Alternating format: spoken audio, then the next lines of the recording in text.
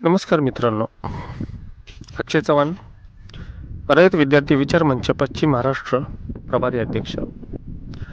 आज खूप महत्त्वाच्या विषयावरती बोलावंसं वाटतंय. कोल्हापूरचे आमचे जिवलग मित्र, त्यांनी 1-2 दिवसापूर्वी आत्महत्या केली. सायनाइड पॉयझन हे विषारी इंजेक्शन शरीरामध्ये टोचून त्यांनी आत्महत्या केली.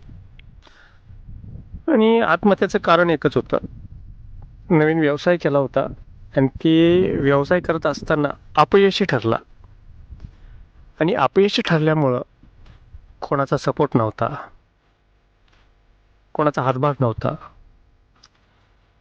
मन मोकळं करण्यासाठी त्याला जागा व्यक्त होत नव्हती. तो एकटा पडला.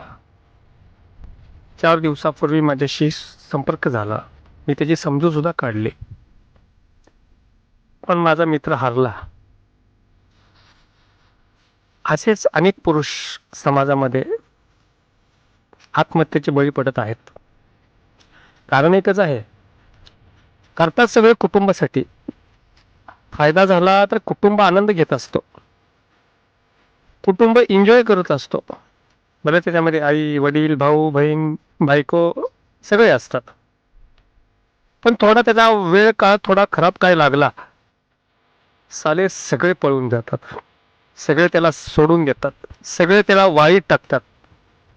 अशातच एक आपण मित्र म्हणून त्याला डिप्रेशनमधनं टेन्शनमधनं बाहेर काढणं आपलं कर्तव्य आहे. पुरुषाचा धनी दुसरं कोणी नाही. पुरुषाचा धनी फक्त कर्ज आहे.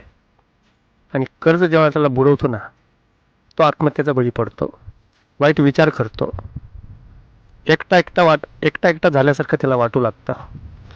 अशा परिस्थितीमध्ये त्याला धीर देणं, काय चाललंय काय नाही, व्यवसाय कसा चालू आहे,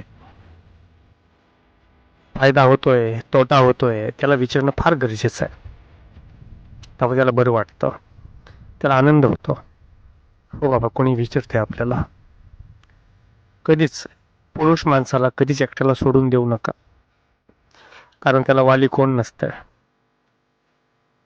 त्याला आधार द्या. बघा जमलं तर.